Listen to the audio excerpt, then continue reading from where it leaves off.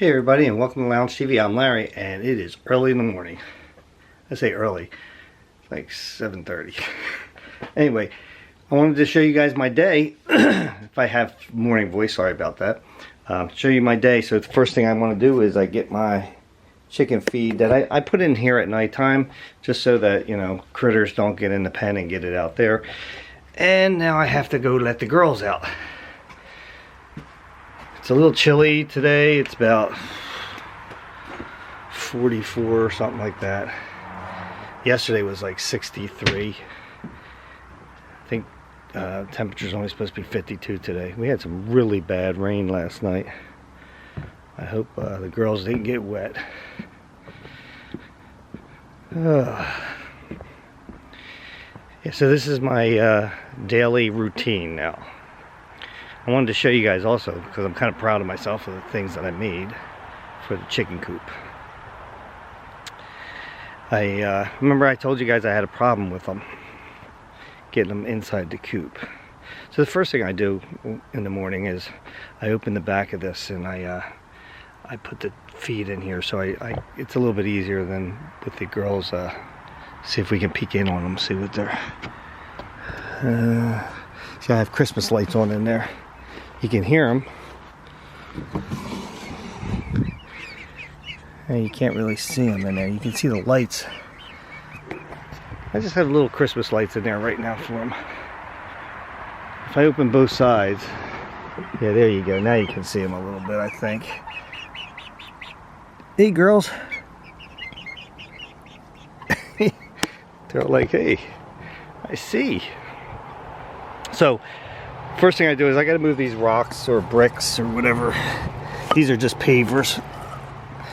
And then I open this like so, and I put their feet in the bottom there. Put it in there like that. That little dish there, I usually put grit in there. Okay, and I always make sure I put these rocks back so nothing's digging underneath that. I wanted to show you what, guys, I made. I made this tarp that goes across the top.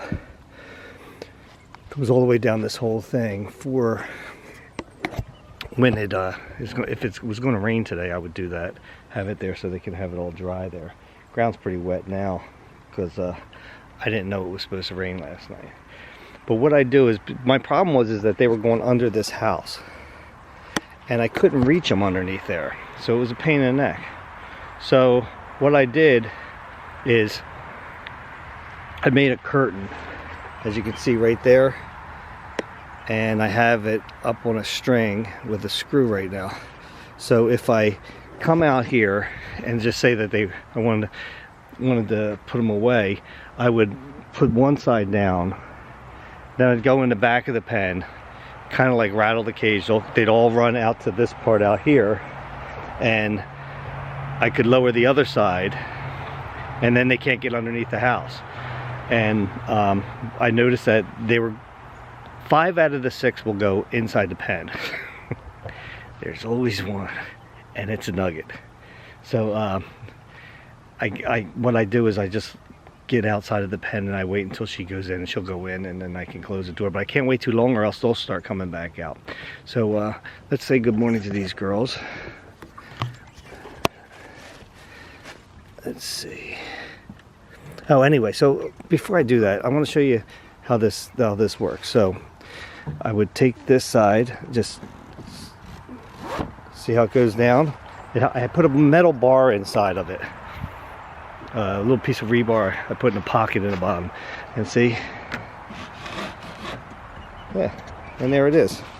There's the curtain.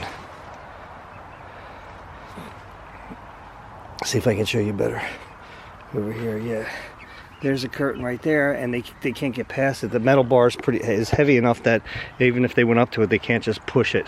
So yeah, so putting it back up is pretty easy. I hope I can do it with one hand. And put it on that screw right there, and it holds it up. And I got to do the same thing to the other side and get that up. I think it was pretty smart. I was proud of the idea when I came up with it. I was like, you know, since I make canvas and stuff like that, why not? Well, I used to make it anyway. There we go. Just like that. Pretty simple idea. Anybody else, you know, needs something like that, just you can do it yourself on a home sewing machine. Get a piece of vinyl, get a piece of rebar in the bottom, put a bunch of holes in there so that you weave the rope in and out, like that, so that you can pull it up and it brings the whole thing up. So now I will let the girls out because they want to come out. I put ball ties on here because I don't want anything to come out here and just be able to, if they got in there, just to push that door open. It comes open pretty easily. All right, girls. Yeah, there you go. Come on out.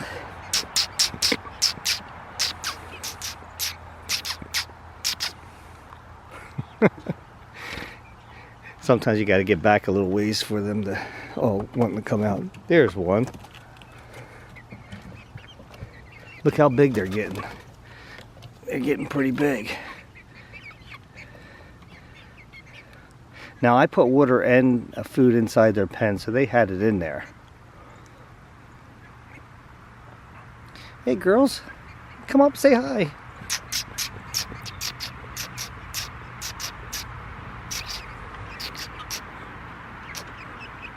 Hey.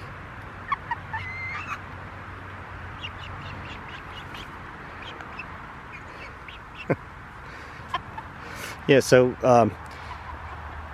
I could sit out here, like I said, and watch them for hours. You can tell they really like the pen. I can't wait to add on to it so that they have even more room, because I mean, they've already been jumping up on the purchase and stuff like that. So it works out really well. They look kind of chipper. Pretty awesome. But anyway, so that's my thing I made for to get them in and out of the pen. I don't need it for getting them out of the pen. Getting them out of the pen is easy. That's just open the door and they come out of the pen. Oh, by the way, I ordered a automatic door for that. It's not in yet. I think it's coming in Saturday or Sunday or something this weekend or something. I forget. And then I can put that on. I'll show you guys when I get that done.